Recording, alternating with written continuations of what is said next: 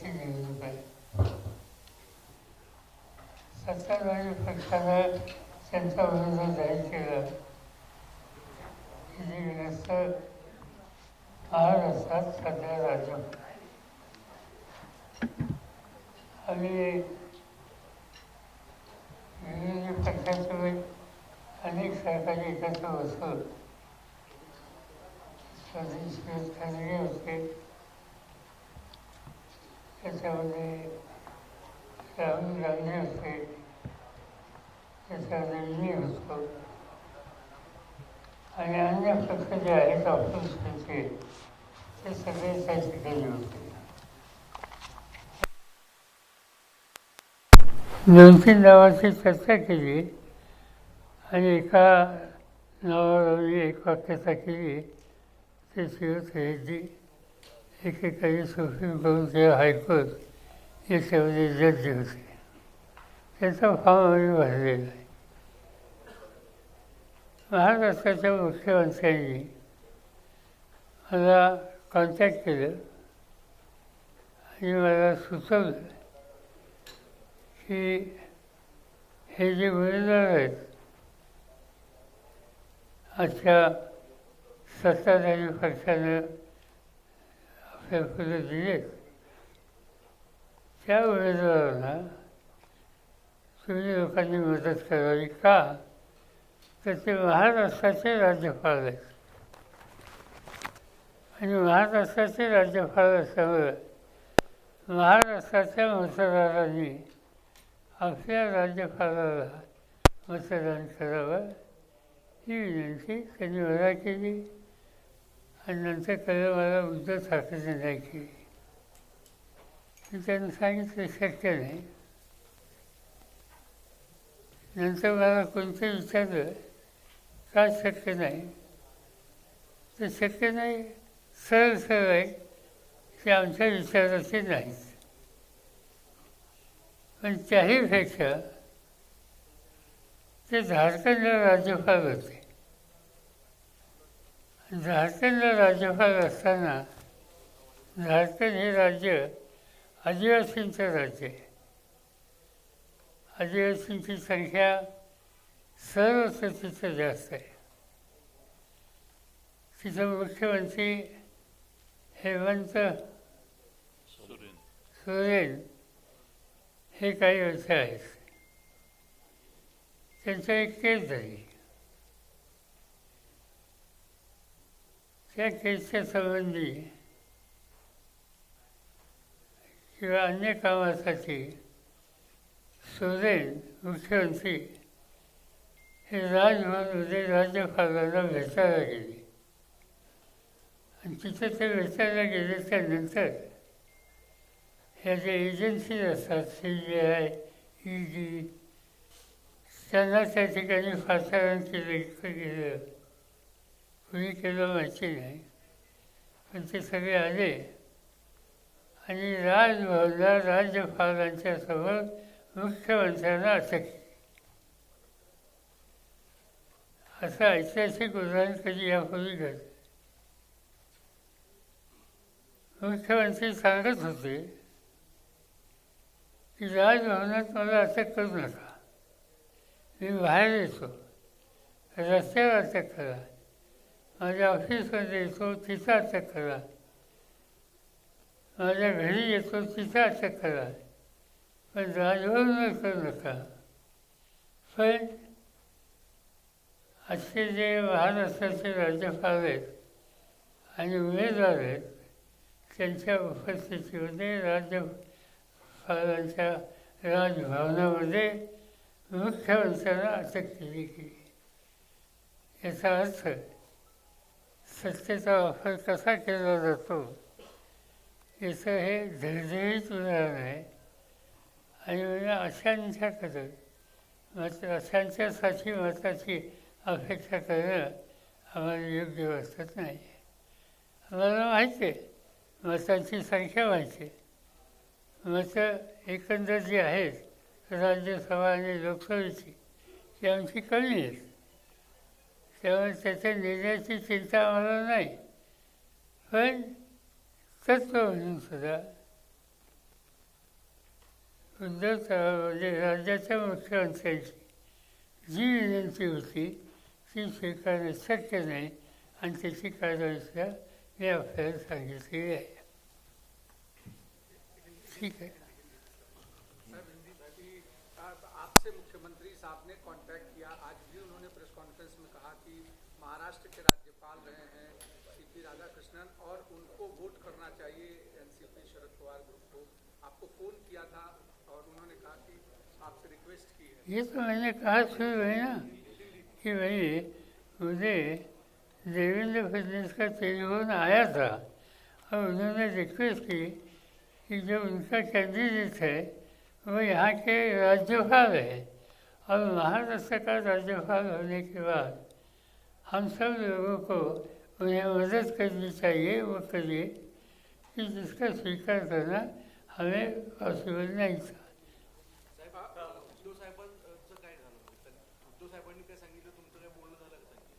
मला संजय राऊतांनी सांगितलं आमच्या चर्चा झाली नाही म्हणून निर्णय घेतला. हे आमच्यासारखं आमचा त्यांचा निर्णय एकच आहे. पवार साहेब, उपराष्ट्रपती पदाच्या निवडणुकीमध्ये मतदान जे आहे ते गोपनीय गुप्तता आहे.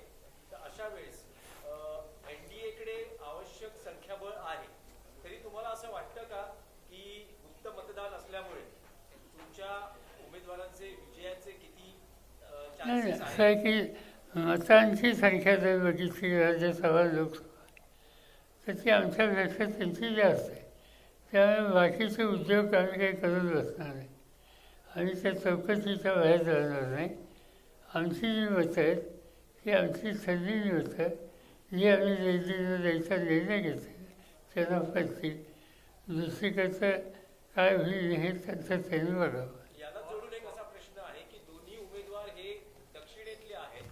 अशा वेळेस जे रेड्डी जे इंडिया अलायन्सचे उमेदवार आहेत त्यांचा तेलंगणा आणि आंध्र प्रदेश या दोन्ही राज्यांशी जवळचा संबंध आहे. असं पाहता इंडिया अलायन्समध्ये जे खासदार आहेत किंवा जे बाहेरचे खासदार आहेत अशा सगळ्यांना एकत्रित काही आवाहन केलं जाणार आहे का इंडिया अलायन्सकडून? अजून तरी काय आम्ही याच्यावर चर्चा केली नाही. निवडणुकीला थोडा वेळ आहे, उद्या गेल्यानंतर पुन्हा त्याचा विचार करू. पण आम्हाला एक गोष्ट स्पष्ट करायची आहे की आमची स्ट्रेंथ किती आहे हे आम्हाला माहिती आहे. त्यामुळं त्याच्यापेक्षा काही वेगळा निकाल या ठिकाणी लागेल अशा समजुतीचा निर्णय नाही. सगळ्याच जे पराभूत उमेदवार होते त्यांना आज बोलवण्यात आलेलं होतं. त्यांनी त्यांच्या मतदारसंघातल्या या सगळ्या समस्या सांगितल्या. राहुल गांधी यांनी प्रेस कॉन्फरन्स घेऊन सांगितलं. आता या मोर्चामध्ये तुम्ही सुद्धा उतरत आहात. कशा पद्धतीनं येत्या काळामध्ये तुम्ही या सगळ्या मुद्द्यांवर सरकारला धारेवर धरणार आहात किंवा निवडणूक आयोगाला धारेवर? कसं आहे की आम्ही सरकारचा विचार करत नाही, आम्ही निवडणूक आयोगाचा विचार करतो. आणि म्हणून आपण बघितलं असेल गेल्या आठवड्यामध्ये 300 खासदार रस्त्यावर उतरले आणि आम्ही सगळ्यांनी मोर्चा काढला इलेक्शन कमिशनवर. तिथं आम्हाला अटक केली गेली. त्यांना जे काही आमचं म्हणणं होतं ते आम्ही त्या ठिकाणी आधी कळवलेलं होतं. आज बिहारमध्ये राहुल गांधींचा दौरा चालू आहे. जे फीडबॅक आम्हाला मिळतं आहे की प्रचंड प्रतिसाद आहे आणि बिहार राज्य आर्थिकदृष्ट्या अडचणीचं राज्य आहे हे आपण नेहमी ऐकतो. पण माझं ऑब्झर्वेशन अनेक वर्षाचं की आर्थिकदृष्ट्या अडचणीचं असेल तिथे काही प्रश्न असतील, पण राजकीयदृष्ट्या बिहार हे राज्य अत्यंत जागृत होते. तुम्ही बघितलं असेल चंपारणाचा सत्याग्रह गांधींनी तिथून केला. जयप्रकाश नारायणांनी इमर्जन्सीच्या काळामध्ये पहिला सत्याग्रह संघर्ष बिहारमध्ये केला. त्या राज्यामध्ये कर्पूरी ठाकूर किंवा असे अनेक नेते होते की जन्मच त्यांच्या फाशीची होतं.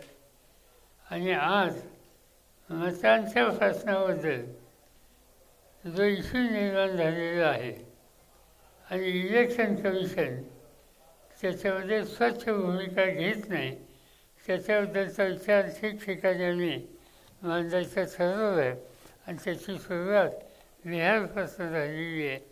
त्याचा प्रतिसाद बघता हा कार्यक्रम सर्व देशामध्ये हा घेतला जाईल.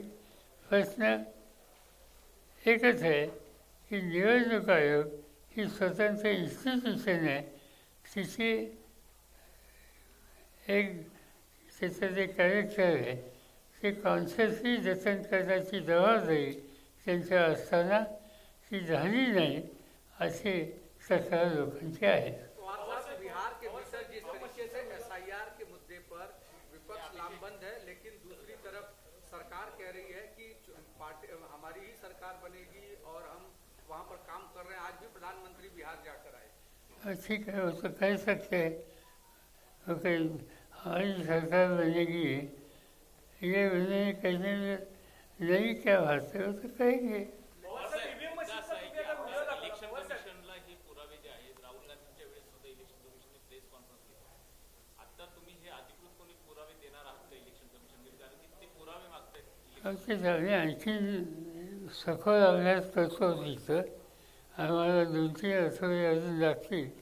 त्यानंतर आम्ही इलेक्शन कमिशनला भेटू.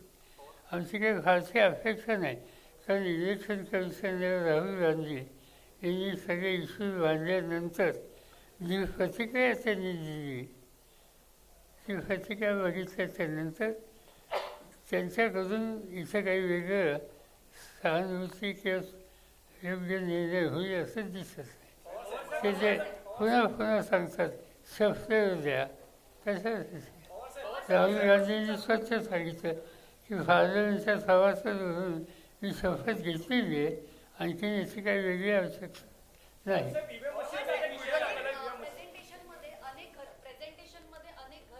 घर क्रमांक जो आहे तो 0 दाखवण्यात आला. घर क्रमांक 0 दाखवण्यात आला. त्याच्यावर निवडणूक आयोगाने सांगितलं होतं की ज्यांना घरं नाही आहेत त्यांची घर क्रमांक 0 आहे. त्याचबरोबर विधानसभेच्या निवडणुकीनंतर बीडमध्ये असे अनेक व्हिडिओ व्हायरल झाले होते बीडमधून, जिथे पोलिंग बूथवरती काही वोटर्सना येऊ पण देत नव्हते. ही तक्रार होती, आम्ही ती आता इथं घेतली नाही. आणि घर क्रमांकाचं असं आहे की आमच्याकडं आणि विशेषतः राहुल गांधींनी जी माहिती दिली त्याच्यामध्ये अनेक घरं होती की जिथं क्रमांक नव्हतं. पण त्याच्यापेक्षा झोपडपट्टीमध्ये घर आहे, एक व्यक्ती त्या ठिकाणी राहते आणि तिथे 140 लोकांनी मतदान त्या घराच्या नावावर केलेलं आहे की जिथे एक व्यक्ती राहते. त्याने या सगळ्याच्या खोलात आम्ही जाणार आहोत. एक याला जोडूनच एक माहिती सांगतो. माझ्याकडे एक मतदारसंघ आहे, त्यामध्ये 0 हाऊस नंबर आहे, डॅश हाऊस नंबर आहे, शेकडो नावं, शेकडो घरं आहेत त्याच्यात. उद्गारवाचक चिन्ह आहे, डॉट आहे, ब्लँक हाऊस नंबर आहेत. असे 30-40 हजार घरं आहेत. आणि त्यामुळं एका घरात 188 नावं, 200 नावं. आता 0 आहे ना, 0 हे एक झालं, 00 ही वेगळी कॅटेगरी झाली, 000 ही तिसरीच कॅटेगरी आहे. म्हणजे कारण ते कॉम्प्युटरमध्ये काहीतरी you need to feed something म्हणून डॉट, कॉमा पण आहे. असे उद्योग भरपूर आहेत. आणि आमचे अशोक पवार जे आहेत त्यांनी कलेक्टरना सांगितलेलं निवडणुकीच्या आधी 10 दिवस की माझ्या मतदारसंघात बरीच नावं नोंदवायला चालू आहे आणि ती बोगस आहेत. तर तत्कालीन कलेक्टरने त्यांना सांगितलं की आता आम्ही काही करू शकत नाही, याला ऑब्जेक्शन घ्यायला तर टाईम पण नाही. म्हणजे कंटिन्युअस मतदार यादीमध्ये माणसांची नावं घुसळण्याची यंत्रणा निवडणूक आयोगानेच केलेली आहे. आता प्रश्न एवढाच आहे, आता 188 मतदान आहे किंवा 164 मतं एका घरात आहेत. आता प्रश्न पुढं असा होईल की 164 मतदारांना माझं आव्हान आहे की आपल्या घरात किती नावं लागले ते बघा, नाही तर ती माणसं उद्या तुमच्या घराचा क्लेम करायला लागतील की हे आमचं घर आहे. याच्यावर अधिकची माहिती देतो. हे सगळं सांगितलं जाते ना, हे आता नाही सांगत आहे आम्ही. हे 18 ऑक्टोबर 2024ला आम्ही निवडणूक आयोगाला एक पत्र लिहिलं होतं आणि पत्रकार परिषद घेतली होती की तुमचे सर्व्हर मॅनेज केले जात आहेत. जे काँग्रेस किंवा MBA शिवसेनेचे जे मतदार आहेत ते 10,000 मतदार बाहेर फेकले जात आहेत, त्यांच्या जागी नवीन मतदार आणले जात आहेत. हे पत्र आम्ही इलेक्शन कमिशनला 18 ऑक्टोबर 2024ला दिलंय की मतदार याद्यांमध्ये घोळ करण्याचा कार्यक्रम सुरू आहे आणि प्रत्येक मतदारसंघामध्ये 10 ते 15,000 मतदारांमध्ये हे केलं जात आहे, जेणेकरून आपल्या उमेदवारांना निवडून आणण्याचं काम सत्ताधारी पक्ष करतोय. ही तक्रार निवडणुकीच्या नंतरची नाही आहे, ही तक्रार निवडणुकीच्या आधीच आम्ही केली.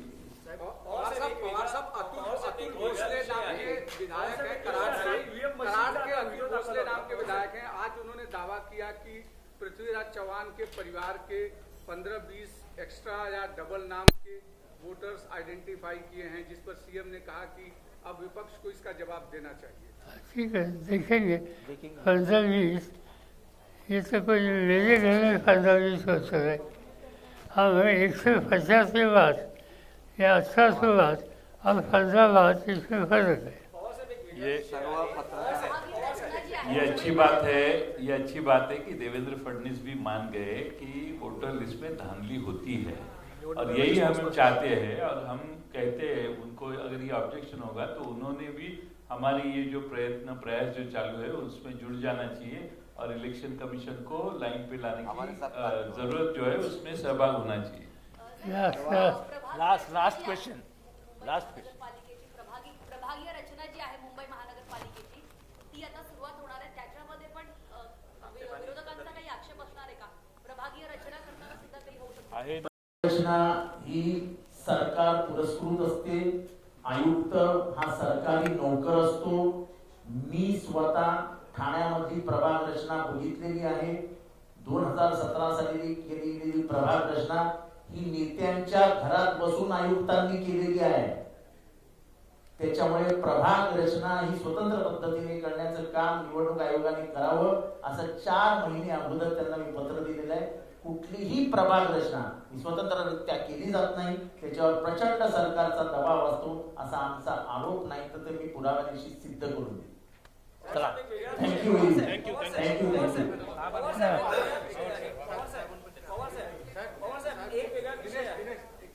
शेवटचा प्रश्न.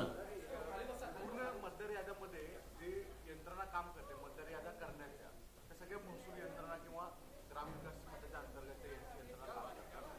ज्यावेळेस ही नावं दिली जातात, अंतिम यादी पब्लिश केली जाते, त्यानंतर अनेक ठिकाणी म्हणजे आता असं पवार साहेब हे जवळपास 3 टर्मपेक्षा जास्त आमदार राहिलेले आहेत. अशा वेळेस या गोष्टी त्यावेळेस उकलल्या झाल्या नाहीत, कारण की लोकसभेला अनेकांच्या मतदार यादीचा गोंधळ हा प्रचंड होता. त्यावेळेस लोकांनी त्यावेळेस माध्यमांमध्ये मतदाना दिवशी खूप गोंधळ घातला होता. विधानसभेच्या वेळेस ह्या गोष्टी झाल्या नाही आहेत, तर ह्या गोष्टीकडे कसं स्वरूपात आहे? यामध्ये तुम्हाला मी माझं उदाहरण देतो. आम्ही ऑब्जेक्शन घेतलं, जिल्हाधिकाऱ्यांनी सांगितलं पण होतं ही नावं जी आहेत ती ऍड करा, ही नावं कमी करा, तरी सुद्धा ती नावं घेतली गेली. हे सत्य आहे. त्यामुळे जे आहे तुम्ही सांगताय तसं काही नाही. त्यांनी ती मतदारांमधली नावं ठेवली, वाढवली, ही सत्य आता बाहेर येत आहे आणि त्यातूनच निवडणुका निघल्या. आणि तुळजापूरला निवडणूक अधिकारी हुळंबे नावाचं, मी नाव देईन, माझ्या ट्विटरवर आहे, यांनी पोलिसात तक्रार केली आहे की माझ्यावर दबाव टाकला जातोय 10,000 कोटी नाव टाकण्याची. त्यांच्याकडे ऍड्रेस नाही, त्यांच्याकडे कार्ड नाही, पण माझ्यावर दबाव टाकला आणि तसा FIR आहे तुळजापूरला. एक वेगळा विषय आहे. तुम्ही ICC आणि BCCI सारख्या मोठ्या संस्थांचं नेतृत्व केलेलं आहे क्रिकेट स्तरावर. सध्या कालपासून एक कदाचित वाद होण्याची शक्यता आहे. 14 सप्टेंबरला भारत विरुद्ध पाकिस्तान हा सामना आशिया कपमध्ये होता. काही पक्षांनी त्यावर आक्षेप घेतलाय. पहलगाममध्ये जो हल्ला झाला त्या पार्श्वभूमीवर काही पक्षांचं म्हणणं आहे की भारत विरुद्ध पाकिस्तान सामना खेळवला जाऊ नये. शिवसेना UBDचं इतकं म्हणणं आहे की जर भारतात हे सामने झाले तर आम्ही उधळून लावले असते. तर तुमचं काय मत आहे की भारत विरुद्ध पाकिस्तान सामना होतो? माझं काही मत येत नाही. मी ज्या दिवशी इंटरनॅशनल क्रिकेट काउन्सिलचं अध्यक्षपद सोडलं त्या दिवशीपासून क्रिकेट मॅनेजमेंट या संबंधीचा विषय मी सोडलेला आहे.